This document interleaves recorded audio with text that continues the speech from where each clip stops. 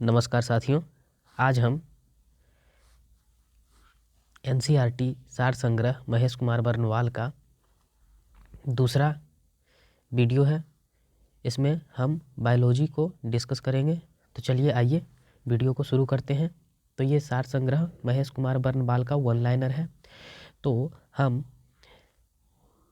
धीरे धीरे करके कुछ पार्ट्स में बायोलॉजी के पूरे वन लाइनर को कवर करेंगे। तो चलिए आते हैं, शुरू करते हैं वीडियो को। अगर आपको वीडियो देखकर थोड़ा भी हेल्पफुल लगता है और हमारी मेहनत आपको, हमारी टीम की मेहनत आपको पसंद आती है, तो आप चैनल को सब्सक्राइब कर दें और वीडियो को लाइक कर दें। अगर आप शेयर भी कर सकते हैं। तो चलिए शुरू करते हैं वीडियो को। तो पहला क्वेश्चन है, जीव विकास का सर्वप्रथम किसने परिभाषित किया? जीव विकास को सर्वप्रथम किसने परिभाषित किया? तो इसका आंसर होगा जीन बैप्टिस्ट डी लैमार्क ने। कहीं कहीं पे सिर्फ डी लैमार्क लिखा हुआ रहता है, तो क्वेश्चन की प्रकृति पे ध्यान देकर अपना आंसर करेंगे। चलिए आगे है, वैज्ञानिकों ने आधुनिक मनुष्य का अंतिम पूर्वज किसे माना है? तो ये माना गया है आधुनिक मनुष्य के अंतिम पूर्वज क्रो मैग्नॉन मानव को। क्रो मैग्नॉन मानव इसका सही आंसर होगा। इस बॉक्स में कुछ इंपॉर्टेंट फैक्ट दिए जाते हैं जिस पे हम पढ़ेंगे। वर्तमान प्रमाण के अनुसार पृथ्वी पर जीव का उद्गम लगभग 2 अरब वर्ष पूर्व माना जाता है। विकासवाद का सिद्धांत थ्योरी ऑफ इवोल्यूशन किसने दिया? चार्ल्स डार्विन ने। उद विकास का मुख्य कारक क्या है? उद विकास का मुख्य कारक प्राकृतिक भरण। चलिए आगे बढ़ते हैं, इसे थोड़ा और जूम कर लेते हैं ताकि प्रश्न स्पष्ट दिखाई दे। चलिए उद विकास हो गया था। उद विकास का उत्परिवर्तन का सिद्धांत म्यूटेशन थ्योरी ऑफ इवोल्यूशन का प्रतिपादन किसने किया था? ह्यूगो डी ब्रिज ने। ह्यूगो डी ब्रिज ने किया था इसका प्रतिपादन। अगला है, आर्कियोपैटेरिक्स जुरैसिक युग का सबसे प्राचीन पक्षी है जो सरीसृप व पक्षी वर्ग के मध्य की कड़ी है। कौन सा है? आर्कियोपैटेरिक्स। आगे बढ़ेंगे, है मैमथ किस जीव के पूर्वज हैं? तो ये सही होगा हाथी के पूर्वज हैं। पृथ्वी पर सबसे पहले किस जीव की उत्पत्ति मानी जाती है? नील हरित शैवाल, ब्लू ग्रीन ईगल। शीत ऋतु में पशुओं के प्रसूति काल को क्या कहते हैं? इसे कहते हैं हाइबरनेशन।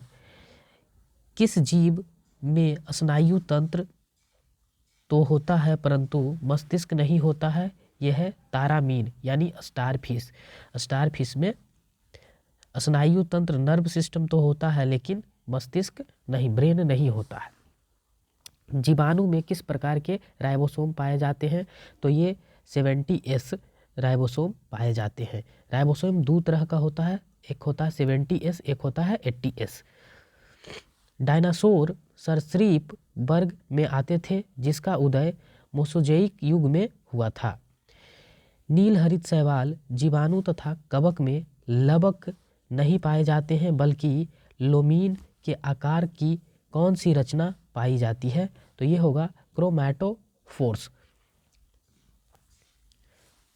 अगला है, किन पौधों में जाइलम वाहिकाएं का अभाव होता है? तो ये होता है अनावृत बीजी एवं टेरिडोफाइट्स में। जाइलम वाहिकाओं का अभाव किसमें होता है? अनावृत बीजी एवं टेरिडोफाइट्स में। उसके आगे है, इसको थोड़ा जूम आउट करते हैं ताकि प्रश्न स्पष्ट दिखाई दे, या फिर इसे लास्ट में हम लोग कवर कर लेंगे। चलिए आगे चलते हैं। अगला है, 5 जगत वर्गीकरण 5 किंगडम क्लासिफिकेशन किसने प्रस्तुत किया? व्हिटेकर ने 5 जगत वर्गीकरण 5 किंगडम क्लासिफिकेशन को प्रस्तुत किया था। जिम्पिंग जीन की खोज किसने की थी? तो ये किया था मैकक्लिंटॉक ने। मैकक्लिंटॉक ने जिम्पिंग जीन की खोज की थी। कौन सा क्षार डीएनए तथा आरएनए दोनों में पाया जाता है? तो ये होता है एडिनिन। एडिनिन, ग्वानिन एवं साइटोसिन। एडिनिन, ग्वानिन तथा साइटोसिन क्या है? डीएनए और आरएनए दोनों में पाए जाते हैं। चलिए आगे पढ़ते हैं। आगे है, ऐसा कौन से उड़ने वाले जीव हैं जो पक्षी वर्ग में नहीं आते हैं? चमगादड़। आपको याद रखना है, चमगादड़ जो है वो मैमल्स में आते हैं। चमगादड़ और मछली में आपको ब्लू व्हेल भी मैमल्स में आते हैं, इसका ध्यान रखना है। चमगादड़ बैट को उड़ने की कीट एवं क्षमता होते हुए भी पक्षी वर्ग के अंतर्गत नहीं शामिल किया गया है, बल्कि इसे स्तनपायी वर्ग में सम्मिलित किया गया है। बताया आपको हम अभी कि ये मैमल्स में आते हैं। मैमल्स में कौन आते हैं? जो बच्चे को जन्म देते हैं तथा जो दूध देने वाले जीव होते हैं वो मैमल्स में आते हैं। अगला है, वह समूह जिसके जंतु प्रायः रात्रिचर होते हैं। मच्छर, चमगादड़ एवं उल्लू इसमें आते हैं। अब लिखा गया है आगे, ध्यान देंगे कि कुछ साधारण नाम तथा उनके वैज्ञानिक नाम, यानी इधर साधारण नाम दिया गया है और इधर वैज्ञानिक नाम दिया गया है कुछ जीवों के। तो इसको थोड़ा ध्यान से हम लोग कवर करेंगे क्योंकि ये परीक्षा के लिए बहुत ही उपयोगी होता है। तो चलिए देख लेते हैं कि कौन कौन से जीव हैं और उनके वैज्ञानिक नाम। मानव यानी मनुष्य का वैज्ञानिक नाम होता है होमो सेपियंस। तेंदुआ, पैंथरा पायरट्स, बाघ पैंथरा टिग्रिस, शेर पैंथरा लियो, मटर पाइसम स्टाइवम, बिल्ली फेलिस कैटस, मेढक राना ट्रिगिना या ट्रैगिना भी इसको कहते हैं, मेढक का राना ट्रैगिना। धान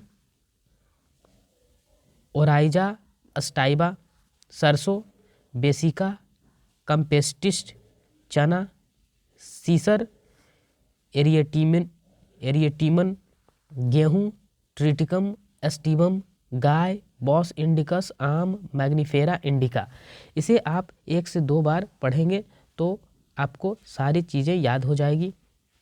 आगे है, प्रकाश संश्लेषण की प्रकाशीय एवं अप्रकाशीय अभिक्रिया क्लोरोप्लास्ट में कहाँ संपन्न होती है? तो ये क्रमशः ग्रेना एवं स्ट्रोमा में होता है। मोलास्का संघ के कुछ जंतु नीले या हरे रंग का रक्त किसके कारण होता है?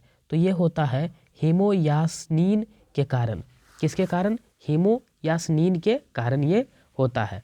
चलिए आगे देख लेते हैं। ये जो एक इम्पॉर्टेंट फैक्ट है वे क्या है? मानव हृदय का बायां निलय प्रकोष्ठ पूर्णतः ऑक्सीकृत रक्त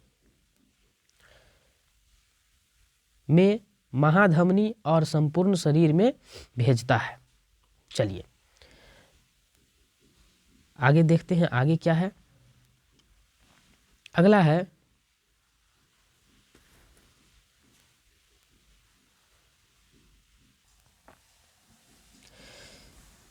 कवकों और उच्चतर पादपों में जड़े के माध्यम से कौन सा कार्यात्मक सहचर्य पाया जाता है? तो इसमें कवक मूल पाया जाता है। ईस्ट और मशरूम किस प्रकार के जीव हैं? तो ये फफूंद है, फंगी है ये। अगला है, कपास में पाया जाने वाला प्रमुख घटक कौन सा है? तो ये सेल्यूलोज। कपास में क्या होता है? सेल्यूलोज पाया जाता है। लाइकेन किससे निर्मित होते हैं? कवक एवं शैवालों से निर्मित होते हैं लाइकेन। जीवन चक्र की दृष्टि से पौधे का सबसे महत्वपूर्ण अंग कौन सा है? तो ये पुष्प है।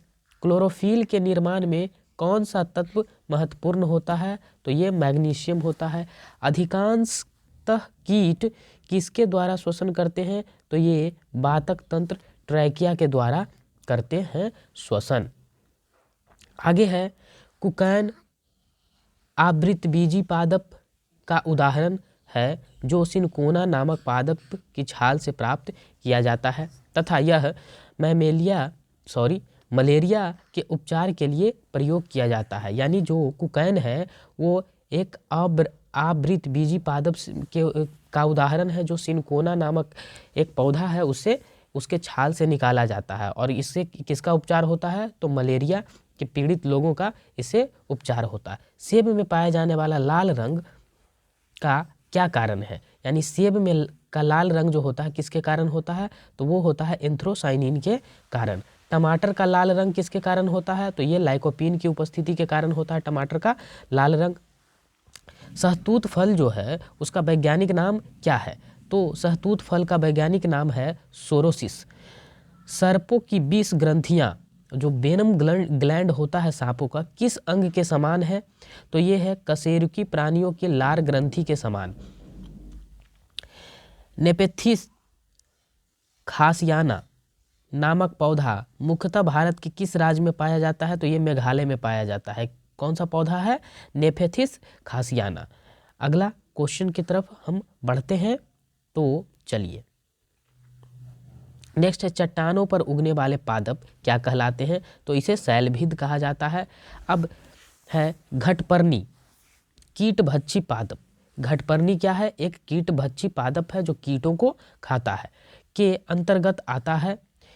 इसकी पत्तियां के पर्ण फलक घड़े में रूपांतरित हो जाते हैं। यानी जो कीटभक्षी पौधे होते हैं उसका जो पत्ती होता है ना वो अपने आप को खोले रहता है और जब उसमें कीट जाता है तो वो अपने आप को मोड़ लेता है। तो ये यहाँ बताया गया है। कौन सा प्राणी अपनी आंत में जल संग्रहण करता है, तो ये आपको सभी को पता है, ऊंट है। इसे रेगिस्तान का घोड़ा भी कहते हैं। सबसे बड़ा अकशेरुकी जीव कौन सा है, तो ये है कोलोसल स्वीड्स। चलिए अगले पेज पे चलते हैं, तो ये है लीची के फलों को किस शाखा के अंतर्गत रखा गया है, तो एक बीजी बेरी के अंतर्गत रखा गया। हल्दी पौधे के तने से प्राप्त होता है तथा उसका खाने योग्य वाला जो हिस्सा है वो प्रकंद होता है, प्रकंद कहलाता है। लाल मिर्च किसकी उपस्थिति के कारण तीखी होती है, तो ये कैस्पीन के कारण तीखी होती है। अगला है सबसे बड़ा स्तनपायी जीव कौन सा है, तो नीली हवेल। ये आगे भी पहले भी हम आपको बता चुके हैं। रेशम का कीड़ा अपने जीवन काल में किस अवस्था में वाणिज्यिक तंतु उत्पन्न करता है, तो ये प्यूपा अवस्था में वाणिज्यिक तंतु को उत्पन्न करता है। गर्म रुधिर वाले स्तनपायी जंतु के शरीर का तापमान कितना होता है, तो ये सदैव एक समान बनाए रखते हैं अपने टेम्परेचर को, शरीर के टेम्परेचर को। समुद्री घोड़ा किस प्रकार का जीव का उदाहरण है, तो ये मछली का उदाहरण है। वह कौन सा स्तनपायी है जो अंडे देता है, बच्चे नहीं, एकिडना जो एक ऐसा स्तनपायी है जो अंडे को देता है।